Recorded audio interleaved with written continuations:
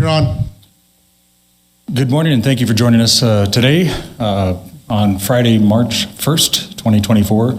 We're holding a news conference here. Chief Jeremy Story of the Las Cruces Police Department will be coming up shortly to show you a couple of videos from the February 11th incident that claimed the life of Jonah Hernandez.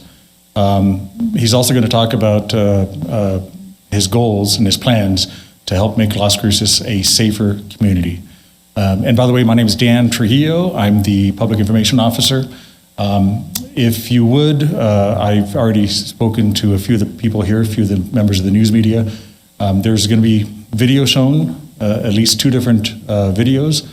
It includes violent content, visually and audio.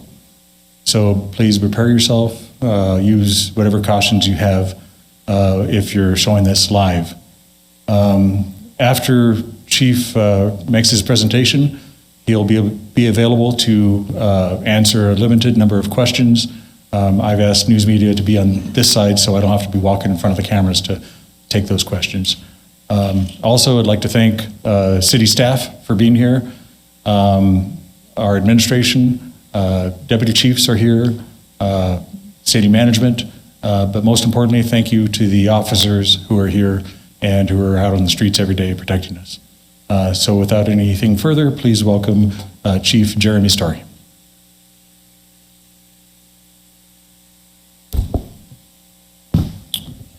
I want to get straight into just some additional call details that I think are important. The trespassing call was placed at approximately 4:49 p.m. by the property owner.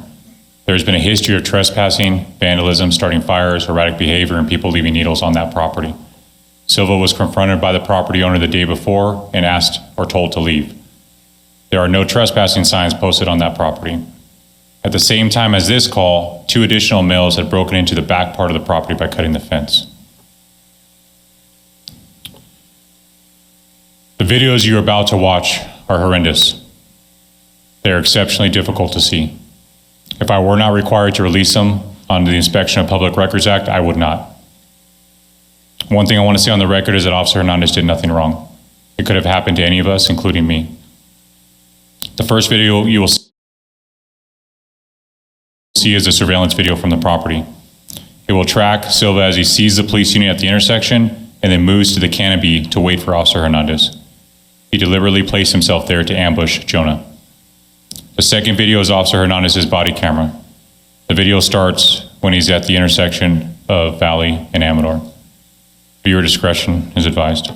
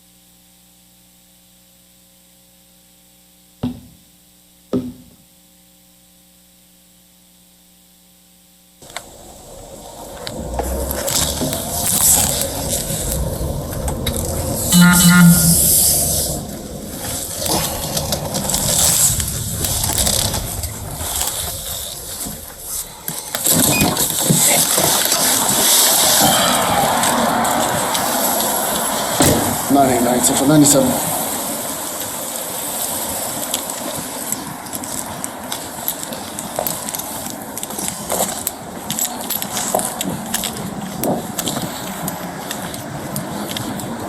How's it going, boss?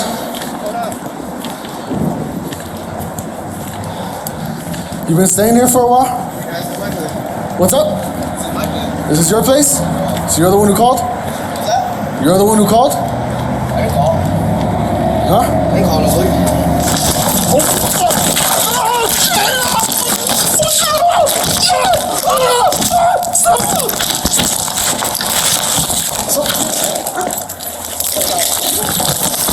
Get the fuck out of here. The fuck are you? Huh? Fucking not even real, huh? You're not even real. Fuck you. Want to go down too, bitch? What?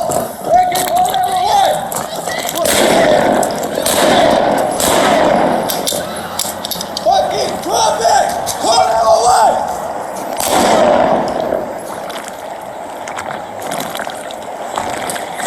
Sir!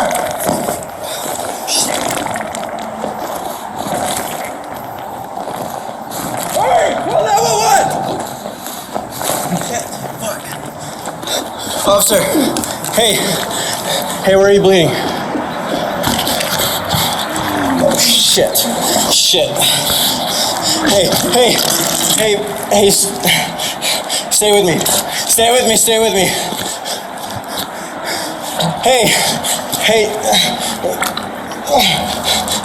sir, officer, hey,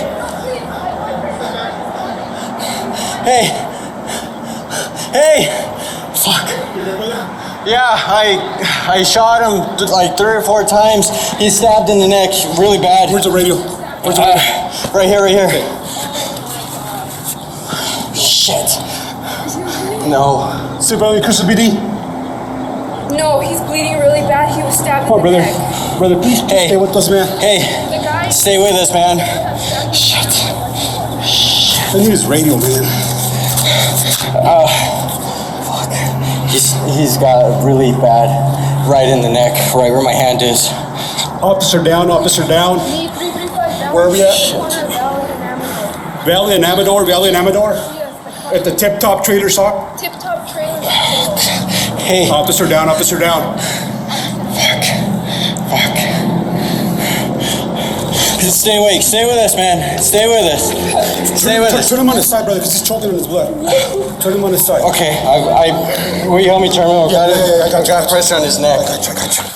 Hang in there, brother. Please hang in there. Oh my God, his head. I'm gonna get this. I saw him attack him, and I just grabbed my gun and I ran over here. Brother, please stay with us, Stay man. with us, man. I'm a former cop. I made it. You can make it too. Officer down, officer down.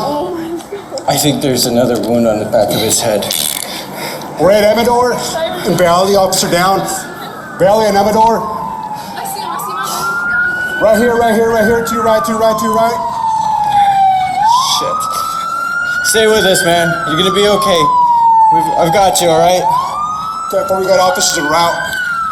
Hey, there's a big gash in the back of his head. Hey, it's okay, man. Go back Who's to your the boyfriend? car. He's your boyfriend. Go back to the car. His neck, I've got pressure on Put his him on neck. his side, put him on his side. He's got lacerations on the side of his neck.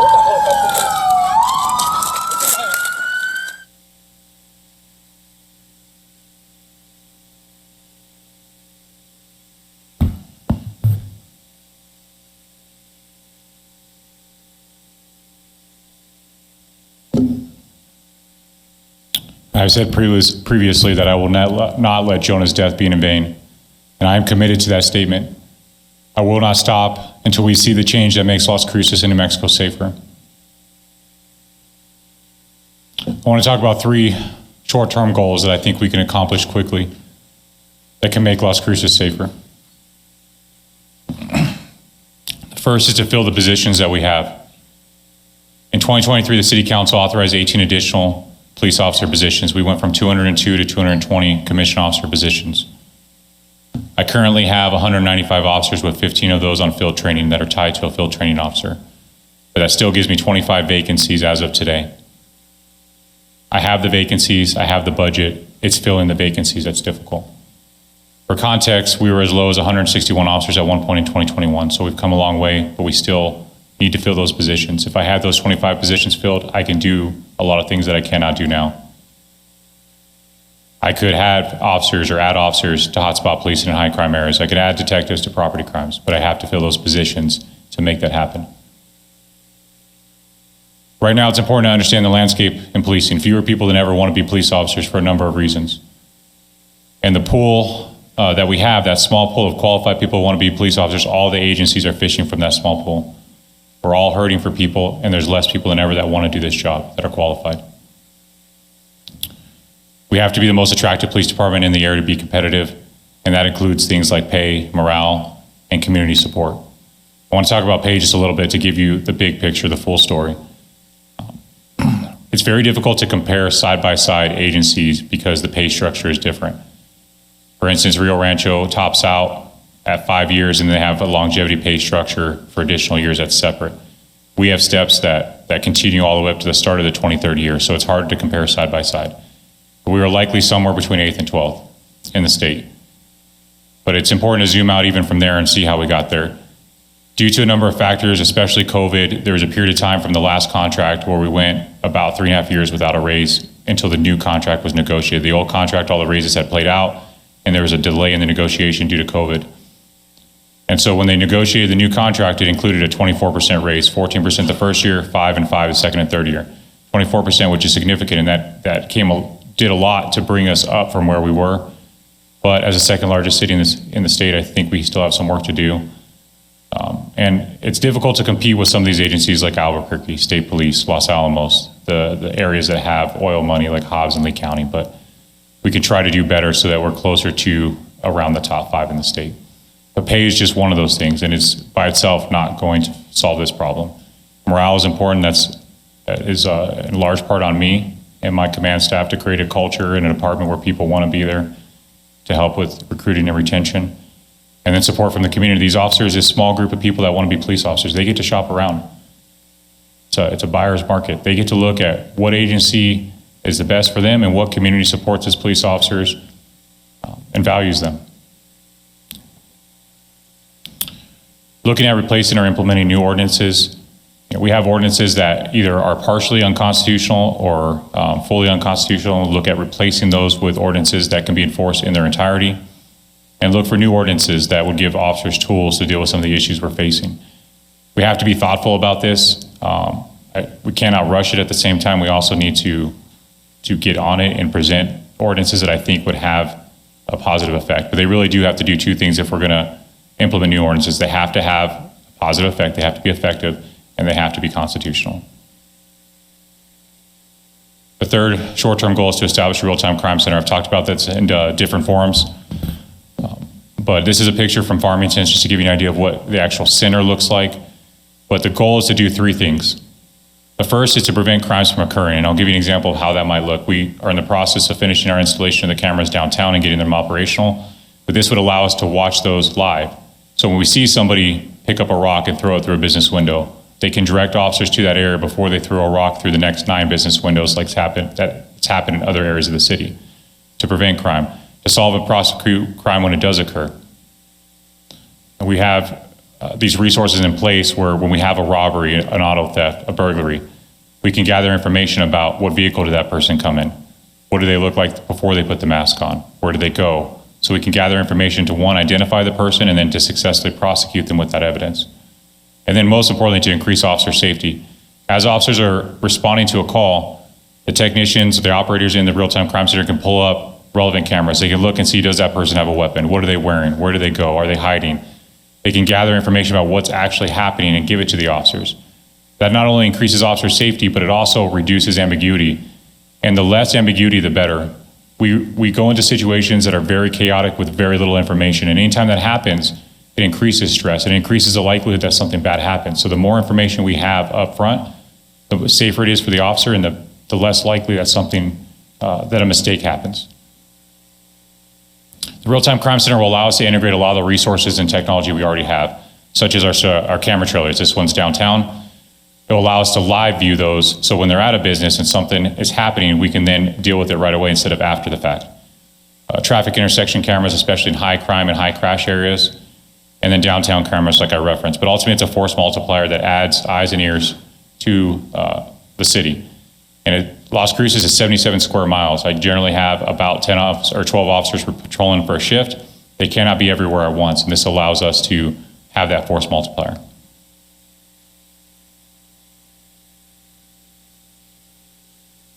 I want to shift to, those are 3 short-term goals I think we can accomplish rather quickly, to 3 long-term goals. When I say long-term, I'm hoping that they do not take that long to accomplish. These things really have to happen in order for us to make a significant impact on the issues that we're seeing in Las Cruces. The first one is to address competency issues. Statewide, we're seeing this, and it's increasing every year. In the last 3 years, 576 cases have been dismissed from municipal court due to people being deemed incompetent. I want to make it very clear that the judges have no discretion in this. When competency is raised, usually by the defense attorney, it goes to district court, there's an evaluation. If the person is deemed incompetent, it comes back down to either municipal court or magistrate court with an order to dismiss. Zero discretion on the judge's part.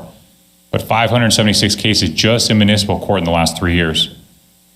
Our top 4 offenders for competency, first person had 124 cases dismissed just in municipal court. They also have cases dismissed in magistrate court. They also had felonies that were dismissed in district court.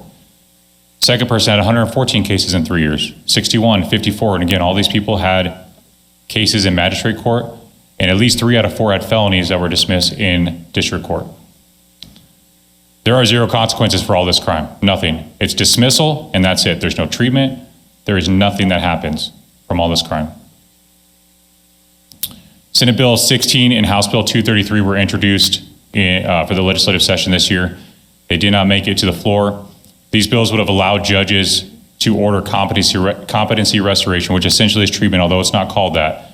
And it could be outpatient or inpatient, depending on the circumstances of the crime, the history of the person. But this allows the judges to do something rather than nothing. And this has to be a priority for the 2025 legislative session.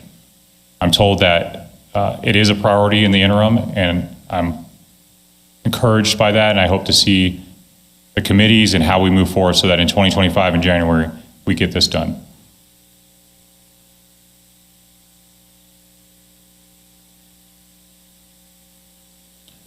The next long-term goal, which again I hope does not take that long, is to address bail reform. In 2016, there was a constitutional amendment on the ballot that the vast majority of New Mexicans voted for, including me. The premise was people should not be held in jail for minor offenses for 6 months, 8 months because of an inability to pay a small bond. And I don't disagree with that notion. The problem is we went from keeping potentially too many people in jail to keeping almost nobody in jail. The burden to keep someone in jail is incredibly high. Judges have very little discretion, and it's not working for us. It's broken. As an example, I had one person in 2023 who was charged with 15 separate felony offenses and 28 separate misdemeanors in that 1 year alone. It is crime, arrest, release, crime, arrest, release, crime, arrest, release. I won't repeat it for that total number of crimes for 1 year, but that is the cycle we are seeing. To give credit where credit's due, both the House and the Senate passed Senate Bill 271 this year. The short title is Repeat Offender No Bond Hold. I'm hoping that's signed soon by the governor. This is a step in the right direction. This bill would require people who have a pending felony case to be held without bond when they're arrested for a new felony until they see all the judges that are involved in their cases. And I think that's a very reasonable step that we're taking. But ultimately, right now, the entire New Mexico system is set up to protect criminals at the expense of everyone else.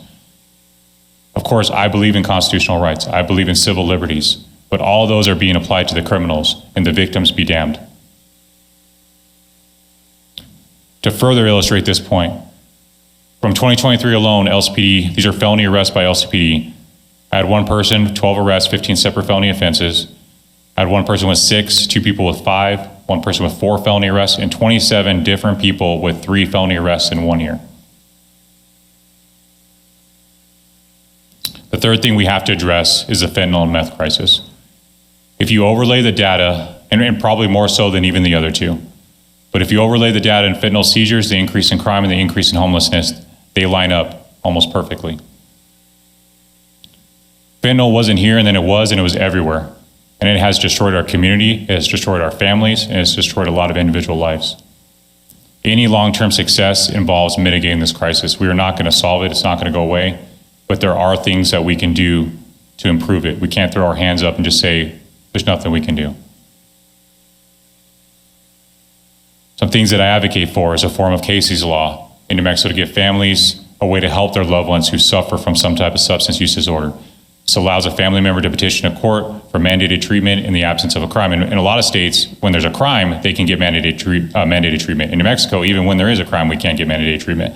But this would allow family members to advocate for their loved ones when there's not a crime. Mandated treatment when people commit crimes tied to addiction, even when they're found incompetent. That goes back to the competency that I talked about, and these, of course, are very much linked. Treatment as a condition of probation when people are found guilty of any crime and there's addiction. I would like to see treatment. If someone's going to get sentenced to probation, let's at least make treatment a condition if there is a substance use disorder. And better use of assisted outpatient treatment. This is a law that was passed that has hardly been used in New Mexico. It's a civil process, but it's another avenue to help people who need that help. It's funny that a lot of times people say, well, these people need to voluntarily get the help. And I agree, that is preferred. If people voluntarily seek help, that's preferred. But there's a lot of data and studies that show that mandated treatment is also effective. And we treat addiction different than we treat any other disease. We don't wait till stage 4 of cancer and somebody's in hospice care before we say, let's start treatment. We say people need to hit rock bottom before we treat them. Rock bottom is death. It's overdose at this point. It's too late. If we really care about these people, we will find a way to get them treatment long before it gets to that point. And in the same process, we will reduce crime. We will make Las Cruces safer. Some tough facts that I think help illustrate the points and the need for these changes. In those 6 years, from 2018 to 2023, we arrested 26,123 people. Of those, 4,031 were felony arrests. We cannot arrest our way out of any problem. What happens after the arrest is very important. During the same period, we responded to 26,132 trespassing calls in 6 years. So far in 2024, we're averaging 17 trespassing calls per day, which puts us on pace to exceed that 26,000 to be over 30,000 in the next 6 years. I'll let you look at this chart for a second. Jerry Ratcliffe is a criminologist. He's an academic who really focuses on evidence-based policing and crime reduction. He did a study for recidivism, and he created 3 categories: one-time offender, non-chronic, and chronic. Well, we had to add a separate category for prolific because the number of people we had that had 11 or more arrests, and we had to separate those out. But if you focus on that category, prolific, I think it really illustrates the direction we've gone in the last 6 years. 2018 and 2019, we had 5 people with 11 or more arrests. 2020 and 2021, we had 14 people with 11 or more arrests. In 2022, we had 24 people with 11 or more arrests and 21 people in 2023. That is a very unfortunate trend, and it illustrates the problems that we're seeing in Las Cruces very well. The other chart I want to show is the trend for felony arrest. We are arresting more and more people for felonies, yet our problems continue to get worse. So 2 points. One, we cannot arrest our way out, although the arrests are important, but what happens after the arrest is even more important sometimes. And I want to end on this, and I think this is very important. Unbridled anger, even righteous anger, will not accomplish anything positive. We have to focus our emotions on productive goals while maintaining our humanity. I equate this to parenting. I have 3 kids. Parenting is about balance. And a parent who punishes their child for every mistake, physically, verbally, who abuses their child is a bad parent who creates usually a bad adult, a bad human being. But likewise, a parent who lets their child do whatever they want with 0 consequences is also a bad parent and creates a bad adult, a bad human being. Parenting is about balance. It's a balance between grace and justice, between love and accountability. And the same is true for how we approach this situation. We have to have accountability. We don't have to lose our humanity. We don't have to lose our empathy or our compassion to do that. And the second we dehumanize any group of people, and it's been done to police officers, especially in the last 3 years. Terrible things result historically when we dehumanize any group of people. We also need to make sure that we don't spread untrue or misleading information that distracts from the need to change. Anytime we spend our energy on things that are already accomplished or don't need to be accomplished, we're wasting that energy that could be used towards things that actually need to be done. And ultimately, there are two paths that we could take from this tragedy. The first is that we tear each other apart even more and nothing will change. Or we come together to accomplish real change. And I choose the latter. But it will take all of you to be a voice for the victims who are often forgotten and disregarded. I call on all my fellow Las Cruces and Southern New Mexicans to be that voice for change. Now is the time for us to come together towards those shared goals. My promise to my officers and my community is that I will not stop, I will not concede, I will not let Jonah's death be in vain, and we will see positive change. Thank you. Okay, Chief will be available for limited questions. Reporters, if possible, can you come to this side so I don't have to pass in front of the cameras? And who would like to start? And if you would, please state your name and your affiliation. Hi, Chief Story. Johnny Coker with KRWG Public Media. I'm just wondering if you've had conversations with state level legislators, how those, and if you have, how have those talks gone? Like, how confident are you in, the next legislative session bringing in any sort of meaningful change? I appreciate you asking that question because I forgot to mention a few things during the presentation. I have. I would like to give credit to Representative Small. We actually spoke to him yesterday. He also provided funding towards our Real-Time Crime Center and Public Safety during this session. And it was a very encouraging conversation that the legislature recognizes the need and that there, in the interim, will be a lot of work done. So hopefully in 2025, we get a lot of these changes accomplished. So I was very encouraged by that. I thank him for his support.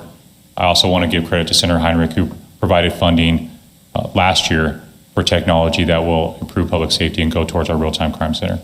And on the Real-Time Crime Center, I also want to say the end goal is for a regional Real-Time Crime Center that will serve all of Doña Ana County and ultimately make our entire area safer. Okay. Ariana Barra with KFOX 14 and CBS 4. Chief Story, you talked a lot about these short-term goals. How soon can people of Las Cruces see those on the City Council agenda to be moved forward to vote on for funding and things like that? So I do want to clarify, for funding right now, every budget request we've asked for in the last 4 or 5 years that I'm aware of has been approved, including those 18 additional positions. So the budget issue is, and I'll take more money, of course, as a police department, but it's not necessarily a budget issue. It's filling those positions that we had. And that's ultimately on me and working with city management, which we've done a lot in that area. And I think in this environment, we've done okay, but we have to find a way to fill those other 25 spots. When it comes to the ordinances, it's up to staff to bring those forward. So like I said, we need to be thoughtful, but this is something we're going to work on starting next week. Good morning, Chief. Sam Harrison-Woods, KVIA. Sir, when you showed us that video at the beginning, you prefaced by saying that if you didn't have to, you wouldn't, understandably so, given the nature of what it included. Sir, just my question for you, the first time you had to watch it, what went through your mind? I don't know how to describe that, to be honest, and I mean it when I say if I didn't have to release it, I wouldn't. Obviously, we've received numerous IPA requests, and so we're at that point where we're releasing stuff, and so I at least wanted to do it myself and explain what I could related to it. I've never seen anything, and obviously I'm biased, but I feel like that is the worst video I've ever watched in my life, and I've seen a lot of bad videos. And the people, it has affected people that are unaffected or seemingly unaffected by anything. It has broken a lot of people and a lot of my officers and staff. Jason Groves with the Las Cruces News. Chief Story, you mentioned establishment of new ordinances that can be enforced. I was wondering if you could give any examples from other places in the state that you're talking about. And I want to be thoughtful, so I don't want to jump ahead too much where I commit to something that I end up disagreeing with in a week or a month. I think the first one we'll start looking at is panhandling. That ordinance is a balance of constitutional rights and equal enforcement, so that's not targeting one population. Obviously, you're only restricting manner and place. There's no law that could prevent panhandling. It would be unconstitutional at this point. But I think starting there to see what we can do with that to make it effective so it actually increases safety, but is still constitutional, would be a good start. Justin Garcia, Las Cruces Bulletin. You know, one of the points of information that you provided us was about officer retention. It's been a couple of years that you guys have had high incentives. Can you kind of talk to us, you know, especially given your experience overseeing the police academy, can you kind of talk to us about the kind of what you're seeing when you talk to those people who are enrolling and what they tell you about, like, well, you know, maybe I wasn't really sure, or maybe this was a calling, or and then what they say when they're leaving to go to other departments? I don't think I've had anybody leave for another department in a long time. Our retention has actually been very good. Our attrition rate, the amount of retirements we have, is drastically reduced, in part because of the incentives. So that's been a success. We have stopped the flow of people leaving the agency. It's hiring the new ones that becomes difficult. And people don't want to do this job for a number of reasons. I mean, being a police officer is an incredibly difficult job, and it is way harder today than it was when I started. And so just the pool of people that want to be a police officer is drastically reduced. When I started, we had over 1,000 applications for my academy, and now we'll be lucky if we get 400 or 500, and 400 or 500 is what it takes to start a 20-person academy. Sofia Perez from Univision. My question is, and maybe following up with this one, what would be your message for those that fear of going into the police and all this because of this situation? I said this at the last conference, but we need people that are committed to this profession. And it's okay, obviously, to have fear, to have anxiety, to have a little apprehension. You wouldn't be human if you didn't, or I'd have concerns if you didn't. But if it's something that overwhelms you, then don't apply, don't do this job. It is a difficult job, it is dangerous, and it takes a special person to do it. Okay, we can take a few more questions. Chief Story, you talked a lot about, you know, addressing the fentanyl crisis and the drug issue here in Las Cruces. Do you know if the toxicology report came back? Do you know if Armando Silva was on drugs when this incident did happen? I do not have toxicology back yet. Diana Villanueva with Telemundo. We heard the closure of a Cruces Triage Center. We know the El Paso Police Department use a lot of that service. Do you have an opinion of the closure of that service, and if you want that be replaced in the future? Yeah, I'm assuming you meant the Las Cruces Police Department to use that service, the Crisis Triage Center? Yes. Mm-hmm. It is a resource that we use quite a bit. I don't know that it's a resource that's definitely needed, but I don't know how much it impacts the things I talked about. The people that went to the Crisis Triage Center were all voluntary. So these are people who recognized they needed some help, they're in crisis, and they sought out that help. A lot of times when we're dealing with people that are addicted to fentanyl and or meth, we offer services. They don't want help at that point. They're not obviously thinking rationally, and so it's difficult to make that decision to get help. But I do hope the Crisis Triage Center reopens. Hey, Chief, got another quick question. Was just sent this from a coworker of mine. Do you know why the unit at the crime scene for Officer Hernandez was different than the one at the funeral? I don't understand the question. He was asking about the vehicle, the unit. The vehicle is a symbol of honor that we use to represent Officer Hernandez, and we wanted to make sure that it was the nicest vehicle possible. So the vehicle we used was a brand new car. Okay, thanks, sir. Okay, any other? So I asked you this at the first press conference. I wanted to ask it again in light of this video now being public. Are you planning on making any policy changes or any practice changes following this incident? Any kind of decisions about kind of officer conduct or types of calls that are responded to or how they're responded to or anything like that? We're still conducting a review to look for lessons learned. Obviously, doing that review is a very difficult task for the people that have to do it. Like I said in the beginning, I personally believe that he did nothing wrong and it could have happened to any one of us. But we will still look for lessons learned and find ways that we can train to try to not let it happen again. And that's all I can really say at this point. Chief Story, the last council meeting, there were a lot of comments from the public about just increasing patrols in certain areas. I think you said that you have 12 officers per shift patrolling. That's minimum staffing, although sometimes we're below that, yeah.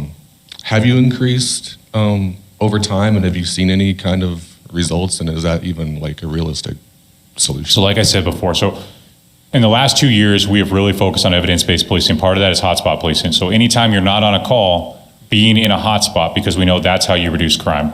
Random patrol doesn't work. So that's been the focus. The problem is we respond to between 450 and 500 calls per day. And you think about that, an officer's on a call in their district, and they have 4 or 5 calls waiting for them when they clear it. So the time they have that's available to then just patrol in high crime areas, hotspots, is very limited. So that's why hiring 25 additional police officers will allow me to spend a lot more time in those hotspots and reducing our call volume. As we reduce our call volume, we'll increase our free time to spend in hotspots, which will hopefully further reduce our call volume. And we turn it from a vicious cycle downward to go the other direction, hopefully. And by the way, we're only accepting questions from news media right now. If you do have questions later on, get with me and I'll try to answer that.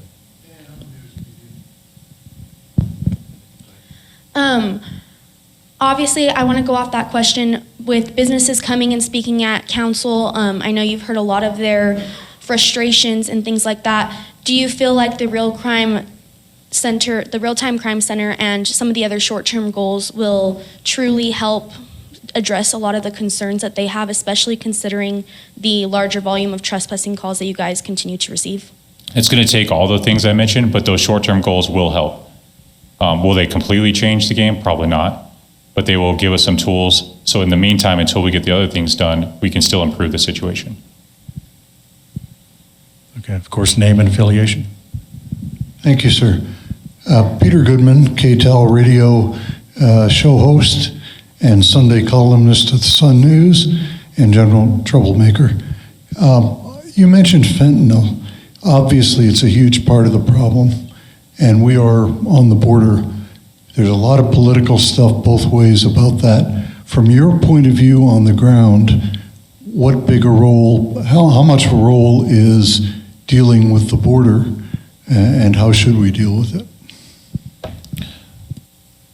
Obviously, that's outside of my purview, but I think what we have to focus on, we're not going to stop the flow into Las Cruces right now. We can't control that. We do everything we can to limit it with our officers and our agents, but the flow is going to come in, and these people, there's already a need, there's already an addiction level that even if we stop the flow, likely the price will increase and addiction is still there. So we have to do everything we can to address both ends of that, and including the things I mentioned in the presentation. Chief, one last question. Chief Story, I know you said once again that this is a video that you wouldn't have previously shown had you not been required to via IPRA request, but what is the message you're trying to show the public by publicizing this video? Well, the video will be publicized by all the people who IPRA, including the media, so it's going to be released.